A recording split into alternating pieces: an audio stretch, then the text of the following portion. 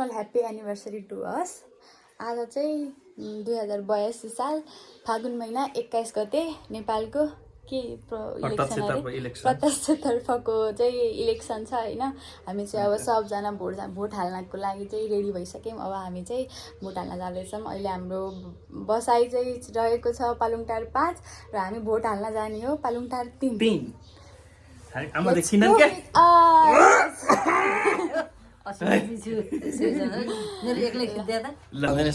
आँखाको नाक महँगो छ कि छैन?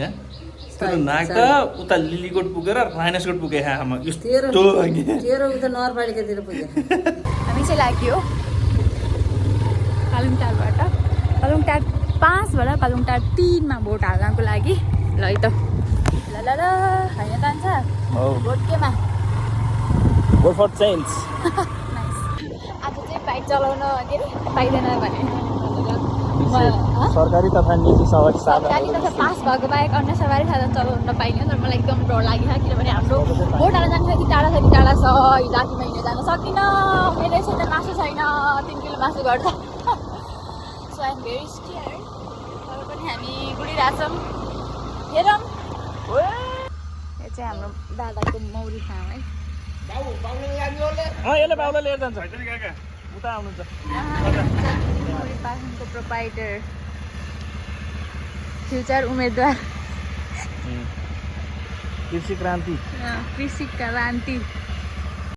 दाइलाई लिएर हामी लाग्यौँ आफ्नो मतदान स्थल डुम्रे डाँडातर्फ। अनि दाइलाई चाहिँ हामीले हाम्रो बुवाको लागि चाहिँ लिएर गएको थियौँ। मलाई र आमालाई चाहिँ कान्छाले लैजानु हुने भएको भएर चाहिँ बुवाको लागि चाहिँ हामीलाई दाइले भनेको थियौँ। भिडियो भएर हामी कहाँबाट कता निस्केर अहिले हामी छौँ आइपुग्यौँ बन्देवी थान।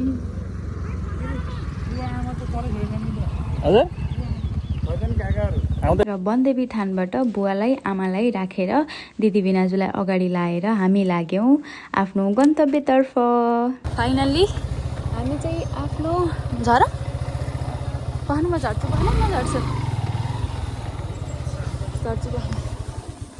ल यो चाहिँ डुम्रे डाँडाको रुख। हामी चाहिँ आइयो हाम्रो मतदान स्थलमा।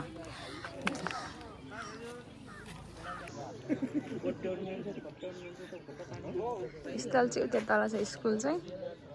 हामी यहाँ आइपुग्यौँ। छाँटी पोखरी यहाँबाट धेरै टाढा छ। धमिलो देखिया छ छाँटी पोखरीको आकृति त देखेको घरहरू चाहिँ छाँटी पोखरी हो। अनि हामी चाहिँ यत्रो टाढामाथि यहाँ आयौँ है।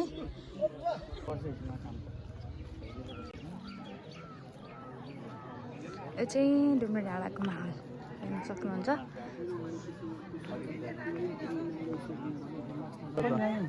भोटाने ठाउँ है यो चाहिँ गाइज।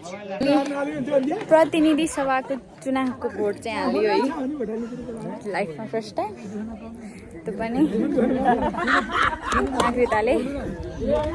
अनि हाम्रो मतदान यस्तो रहेको छ तपाईँहरू हेर्न सक्नुहुन्छ।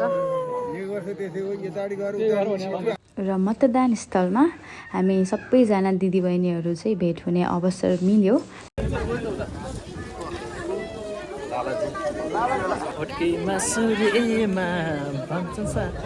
सबैले भोट केमा हाल्नु हो?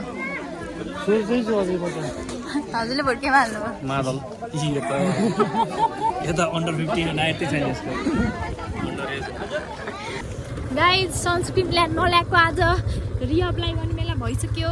काली भइसक्यो म डढेर घामले। ओहो होइन त हेलमेट लाएर गोराहान फेरि कोही अझै टल्केमा भने खै हेलमेट ल्याएर तपाईँ त्यतिकै खाली हिँड्नु न अनको गोरोको कालो हुन्छ।